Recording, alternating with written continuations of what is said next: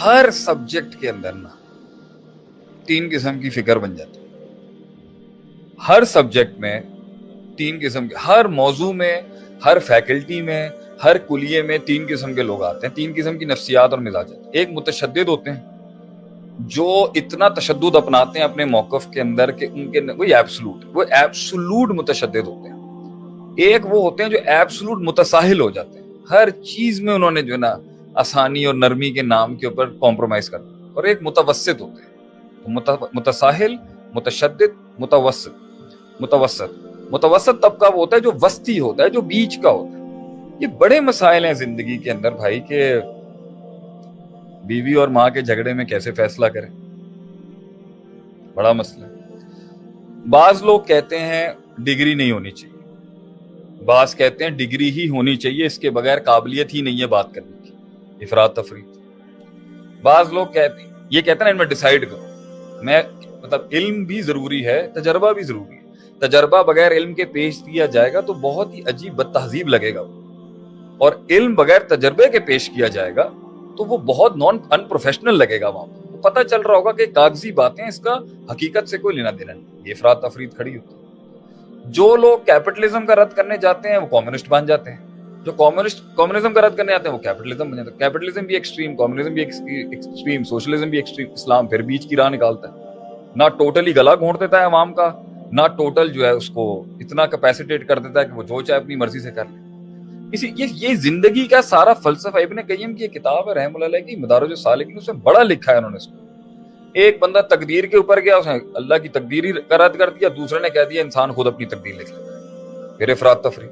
ہر موضوع, ہر فیکلٹی میں آپ کو یہ افراط تفریط ہی مل رہی ہوتی ہے, جس کی وجہ سے سسٹمز برباد ہوتے ہیں, سسٹم تباہ. علم ہے ہی اس چیز کا نام کہ بھائی ایک پارٹی کہتی ہے بھائی ریسورسز مت دیکھو اور قدم لگا کود جاؤ, ایک پارٹی کہتی ہے پوری میتھمیٹکس کرو پھر ریسورسز دیکھو پھر لگاؤ. یہ افراط تفریط.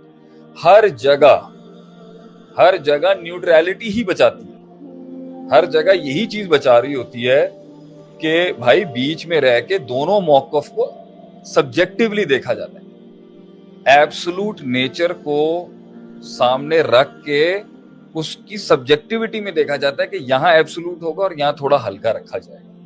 علم ہے وہ چیز جو بتائے گی آپ کو کہ جنگ کون سی لیں, کس دشمن سے پہلے لڑنا ہے, کس سے بعد میں لڑنا ہے, کتنا نقصان دیکھنا ہے, کتنا. اب ایک پارٹی ہے وہ کہہ رہی ہے کمپٹنسی ہونی چاہیے. ابھی پچھلے دنوں میں نے ایک پوسٹ کیا تھا جی کہ اگر قابلیت ہے ایمانداری نہیں ہے تو فساد ہے. کرپشن لکھا میں نے آگے, اور کرپشن سے مراد میرا فساد ہے, کرپشن سب سے بڑا فساد ہے. اور میں نے لکھا اگر ایمانداری ہے مگر قابلیت نہیں ہے وہ بھی بربادی ہوگی اس کی. بہت سے لوگوں کے سوالات ٹوٹے, دوسری والی لائن ہی غلط ہے. بھائی کیسے آپ ایک قابلیت کو سامنے رکھ کے ایمان کی بیسس, میں کہہ رہا ہوں نا یہاں بھی ایکسٹریم. ایک پارٹی کہتی ہے امت میں انقلاب آئے گا ما فوق الفطرت, صرف توکل کے اوپر, اور گراؤنڈ پہ کوئی کام کرنے کی ضرورت نہیں ہے.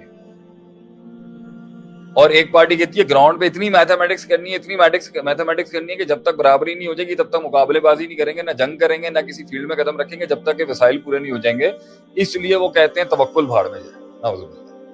ایکسٹریمز. ہر ایک پارٹی کہتی ہے سائنس کی کوئی اوقات ہی نہیں ہے, ایک پارٹی کہتی ہے بھائی طب میں ہی بیٹھے رہو, وہ طب میں ہے, ایلوپیتھی کی. تو یہ ہر جگہ کل حزب بما لدیہم فرحون. اس سب سے نکلنے کے لیے آپ صلی اللہ علیہ وسلم نے کیا حل دیا تھا؟ فلولا نفر من کل فرقۃ منہم طائفہ.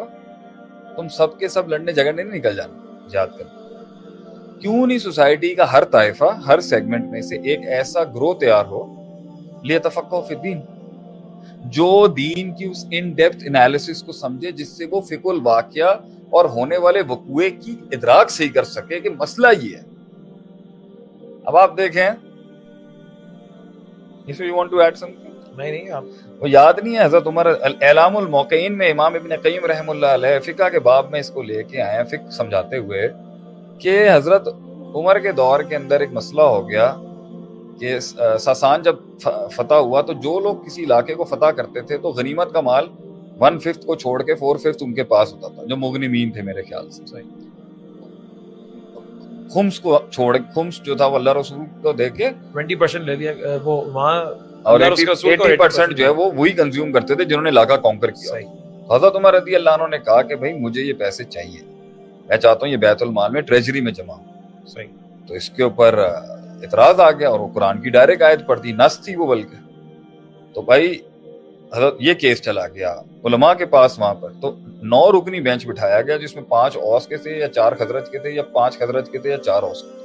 اور حضرت عمر نے اپنا کیس پٹ اپ کیا کہ بھائی میری جو بارڈر پوسٹ ہیں اس کے اوپر مجھے خطرہ بہت زیادہ ہے، مجھے پیسے بہت زیادہ چاہیے، اور یہ قرآن کا ڈائریکٹ آرڈر آیا ہوا ہے کہ جو بھی کسی علاقے کو فتح کرتا ہے وہاں غنیمت کا مال جو ہے وہ پہلے وہیں ان کا حق ہے 1/5 ٹریجری میں چلا جائے گا اللہ رسول کے نام. میں تو چاہتا ہوں کہ مجھے سارا ملے کیونکہ میری پوسٹوں پہ بارڈر پوسٹ پہ بہت خطرہ ہے. ادھر انہوں نے کہا نا کہ آپ اس جزوی مسئلے کو کسی کلی قاعدہ بھی آپ کے پاس ہے تو پیش کریں کوئی، کہ یہاں تو قرآن کی ڈائریکٹ آیت ہے. ایک اسپیسیفک مسئلے کے اندر ایک میکرو پرنسپل لا کے عام کو خاص، خاص کو عام، انڈیفینٹ کو ڈیفینٹ، ڈیفینٹ کو انڈیفینٹ کرنا، یہ علم استعمال ہوئے ہیں اس دور کے مسائل کو سالو کرنے کے لیے. یہ دین اور شریعت پڑھے بغیر تو آ نہیں سکتے. یہاں تو ہر بندہ ہی جو ہے وہ اپنے آپ کو علامہ بنائے بیٹھا ہوا ہے کہ جی اس کے پاس علم کے سارے فرقان ہیں، ساری ڈائمینشنز ہیں، ساری ڈائنامکس ہیں، اور بات ڈائنامکس کی بات ہے اللہ کی مراد کی.